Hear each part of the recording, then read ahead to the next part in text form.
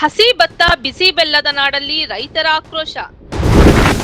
ರಾಜಕೀಯ ದಾಳವಾಯ್ತಾ ಹಸಿರು ಶಾಲು. ಹಸಿರು ಶಾಲು ಹಾಕೊಂಡವರೆಲ್ಲ ಮಣ್ಣಿನ ಮಕ್ಕಳಲ್ಲ.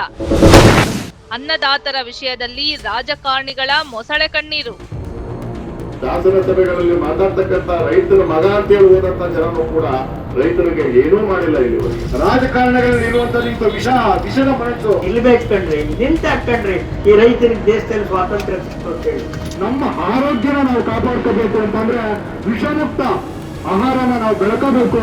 ನೂರಾರು ವರ್ಷಗಳಿಂದಲೂ ಕೂಡ ರೈತರನ್ನ ಯಶಸ್ವಿ ಮಾಡ್ಕೊಂಡು ಬರ್ತಾ ಇರ್ತಕ್ಕಂಥದ್ದು ನಾವೆಲ್ಲ ನೋಡ್ತಾ ಇದ್ದೇವೆ. ಸಮುದ್ರ ಭೂಮಿ ನುಗ್ತಾ, ಸಮುದ್ರ ನುಗ್ತಾ ಇರೋದು ನಮ್ಮ ರಾಜಕಾರಣಿಗಳೇ ನುಗ್ತಾವ್ರೆ. ರೈತರ ಶ್ರಮದ ಸುವಾಸನೆಯನ್ನೇ ತನ್ನ ಗುರುತಾಗಿಸಿಕೊಂಡಿರುವ ಬನ್ನೂರಿನಲ್ಲಿ ರೈತರ ಆಕ್ರೋಶ ಭುಗಿಲೆದ್ದಿದೆ. ವಿಶ್ವ ರೈತ ದಿನಾಚರಣೆ ಹಾಗೂ ಮಾಜಿ ಪ್ರಧಾನಿ ಚೌಧರಿ ಚರಣ್ ಸಿಂಗ್ ಅವರ ಜಯಂತಿ ಕಾರ್ಯಕ್ರಮದಲ್ಲಿ ಕೇಂದ್ರ ಸರ್ಕಾರದ ರೈತ ವಿರೋಧಿ ನೀತಿಗಳ ವಿರುದ್ಧ ಕರ್ನಾಟಕ ರಾಜ್ಯ ರೈತ ಸಂಘದ ಮೂಲ ಸಂಘಟನೆಯು ತೀವ್ರ ಆಕ್ರೋಶ ವ್ಯಕ್ತಪಡಿಸಿದೆ.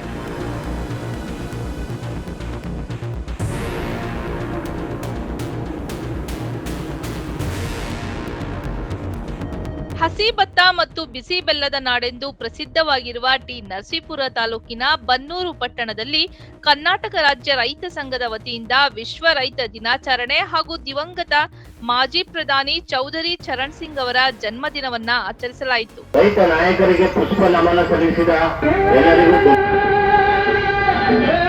ಮೈಸೂರು ಜಿಲ್ಲಾಧ್ಯಕ್ಷ ಬನ್ನೂರು ನಾರಾಯಣಗೌಡ ಅವರ ನೇತೃತ್ವದಲ್ಲಿ ನಡೆದ ಕಾರ್ಯಕ್ರಮದಲ್ಲಿ ಕೇಂದ್ರ ಸರ್ಕಾರದ ರೈತ ವಿರೋಧಿ ನೀತಿಗಳ ವಿರುದ್ಧ ರೈತ ನಾಯಕರು ಗುಡುಗಿದರು.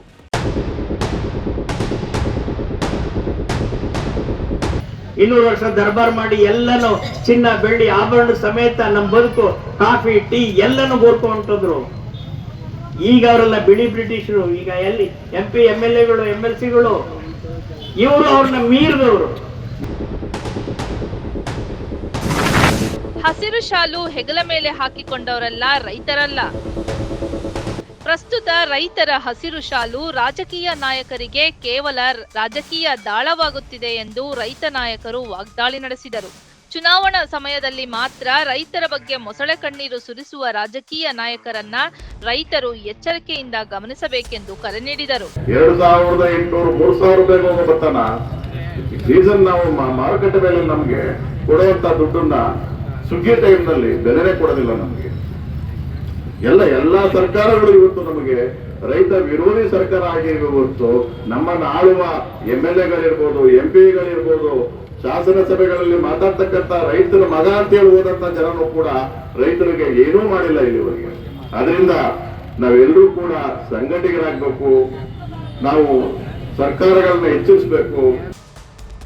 ರಾಜ್ಯದ 224 ವಿಧಾನಸಭಾ ಕ್ಷೇತ್ರಗಳಲ್ಲಿ ಶಾಸಕರು, ಸಂಸದರು ಹಾಗೂ ವಿಧಾನ ಪರಿಷತ್ ಸದಸ್ಯರು ಯಾವುದೇ ರಾಜಕೀಯ ಹಾಗೂ ಜಾತಿ ಪ್ರಭಾವಕ್ಕೊಳಗಾಗದೆ ರೈತರಿಗೆ ಆಗುತ್ತಿರುವ ಅನ್ಯಾಯಗಳ ವಿರುದ್ಧ ಧೈರ್ಯವಾಗಿ ಪ್ರಶ್ನಿಸಬೇಕೆಂದು ರೈತ ಸಂಘಟನೆಗಳು ಆಗ್ರಹಿಸಿದವು. ಸಮುದ್ರ ಭೂಮಿ ನುಗ್ತಾ, ಸಮುದ್ರ ನುಗ್ತಾ ಇರೋದು ನಮ್ಮ ರಾಜಕಾರಣಿಗಳೇ ನುಗ್ತಾವ್ರೆ.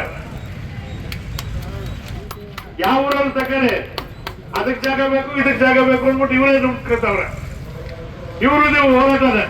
ಈಗ ಅಲ್ಲಿ ಫಾರೆಸ್ಟ್ ಜಮೀನೆಲ್ಲ ಬಿಡ್ಸಕ್ಕೆ ಕುಣಿಗಲ್ಲಲ್ಲಿ ಹೋರಾಟ, ಅಲ್ಲಿ ಚನ್ನರಾಯಪಟ್ಟಣ ಒಂದು ಅಲ್ಲಿ ಹೋರಾಟ, ಬಿಡದಿನ ಹೋರಾಟ. ಇಂತಹ ವಿಷಯ ಮನಸ್ಸಿಗೆ ನಾವು ಮತವನ್ನು ಕೊಟ್ಟು 10 ವರ್ಷ ನಾನು ಈ ದೇಶನ ಉದ್ಧಾರ ಮಾಡ್ತಾ ಇದ್ದೀನಿ ಅಂದ್ಬಿಟ್ಟು ಪ್ರಪಂಚದೆಲ್ಲ ಓಡಕ್ಕೆ ಒಂದಷ್ಟು ಮುಗುಳು ಬಟ್ಟೆ ಇಟ್ಕೊಂಡ್ಬಿಟ್ಟು ಜೈ ಜೈ ಮೋದಿ ಅನ್ನೋದು ಮಾತ್ರ ಸಾಧನೆ ಬರೀ ಶೂನ್ಯ. ಇವ್ರು ಮಾಡ್ತಾ ಇರ್ತಾರೆ ಬರೀ ರೈತ ವಿರೋಧಿ ಕೆಲಸಗಳು. ಕಳೆದ 78 ವರ್ಷಗಳಿಂದ ರೈತಪರ ಕೃಷಿ ನೀತಿಗೆ ಸಂಬಂಧಿಸಿದ ಗಂಭೀರ ಚರ್ಚೆಗಳು ನಡೆಯದೇ ಇರುವುದಕ್ಕೆ ಸರ್ಕಾರಗಳೇ ನೇರ ಕಾರಣ ಎಂದು ಆರೋಪಿಸಿದರು.